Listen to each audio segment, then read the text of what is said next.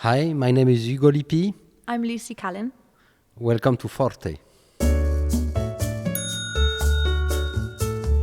Concert is looking at music inspired by the sea by a range of composers and songwriters and musical groups, and we've been looking at these together and exploring the music and the ideas behind them and creating our own music, which we're looking forward to sharing with anyone who wants to come. Yeah, for me it's a great experience, because I was born in Portsmouth, and it's really amazing to be here and very inspiring. And I'm very happy to share this experience with Lucy, because I grew up on the town just in front of the sea too. It's named Le Havre, and it's very great because we find we have the same sensibility about the sea and music around. Yeah, one of the composers we've been really enjoying looking at, for example, is Benjamin Britten, who apparently, Hugo was saying the other day, did you say he walks for 2 hours every morning? He used to walk for 2 hours every More morning. than that sometimes. Before composing. Yeah, so he's definitely a composer who is interested in the sea. Yeah, I read it, that before composing he was always, I think he was from Halberg. Aldborough, yeah. Yeah. And yes, this element was very important in his process of creation, and always walking and find the idea and after put it on the paper. But before watching the sea, maybe the wood too, but always close from the sea. His house was very, very close, very front of the sea. Well, our parents were friends. We're old family friends, and so must have met, through the adults. But now we're adults, so yeah. But yeah, I think when I was very, very young, yeah, because my dad worked at the same university. Is that right? As your mum? Yes. It's my dad. Oh, it's your dad. Okay. And maybe my mum did a little bit too. I'm not sure. Mm. Yeah, and then because the crossing between Portsmouth and Le Havre is so easy, not anymore apparently, but it was a 6-hour crossing. Mm-hmm. And so it was, yeah, I have lots of memories actually of going to their house and being very scared of their dog. and going for these really lovely walks along the cliffs and eating really good French food. Yes, it's the same, on the other way. I've got a great memory. Food was a little bit different, as far as I remember. But I love it. I've got more the same, and because I took the boat recently, just to cruise, and it remind me a lot of souvenir, and just to see, the port, Portsmouth, all the Navy boat, the old boat, HMS, no? HMS Victory. Yeah, exactly. Yeah. To see that, it was like what we call a Madeleine, the Proust we spoke about on yesterday, but remind me a lot of I had the impression to be a young kid when I saw that, because it was a long time ago. Hugo found a piece I'd written for brass septet online, didn't you? Mm-hmm. Yeah. And then you got in touch. Exactly. He didn't know I was a musician. We hadn't really kept in touch.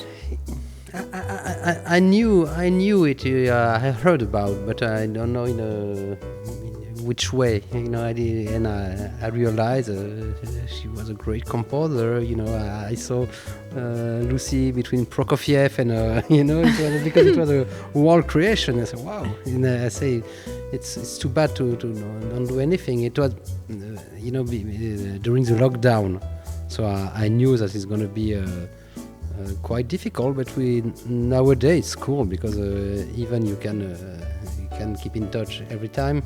We can discuss. We have some Zoom reunion speaking about music, or about a lot of stuff.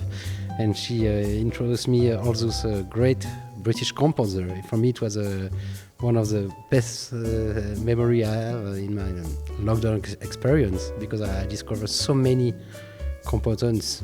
It's true, especially Benjamin Britten. He was an open mind composer. Yes, it's a really big stuff for me. Yeah, well, we're just discovering that now. I think, they are quite different, aren't they? Yeah, very different, I think. Because, to be honest, Lucis is really into classical music. I'm more a jazz musician, but I'm really passionate about music, and I think there is already a bridge between both music. But for me, I'm more instinctive, and I've got a lot of idea, but sometimes I can't keep it, on the paper. I'm not very, how you say, I'm not able to do it. I'd love to, but I'm coming more from a jazz experience, like very more with your ear, and that's why it's a little bit different. Lucy's got all the technique to compose. I don't have. Maybe some stuff in my head, but. But then I think it's wonderful how he can keep everything in his ear, and I don't really. And then I'll ask him what he's doing, and he doesn't even know. It's kind of frustrating. I think the other thing is when you're writing when you write in the way I do, it takes a very long while. Like it's a lot of it's like small building blocks, whereas I think the way Hugo writes is a lot quicker. It's a lot more instinctive. So maybe there's a difference in speed and process in that way as well, a bit. Yeah, I mean, we're discovering this. We're working out a way to work together. And then there's also different languages. I mean, I speak some French and Hugo obviously speaks good English, but there's also, sometimes when we're looking for technical music language, we have to get Google dictionary. Yes, it's a good comparaison. Comparison. Yeah, exactly. Like exactly, if we have discovered each other different language, different approach, and even I play with some classical musician before, but never in this kind of a relationship. It was always because a lot of classical composers sometimes use a jazz band. I play with a famous guy named Michel Legrand, for example, and sometimes he had strings, and all the classical musicians, and sometimes just a jazz combo, and you've got some stuff to do. So I know a little bit this approach, but never so close, and with all this time to work. Yeah, it's a good question. I mean, I really like teaching. Yeah. I like teaching in classrooms, like big groups, because you can be really creative with that, can't you? As well. I always find it quite exciting to get when you have a big group and then things you can do is in the dynamic.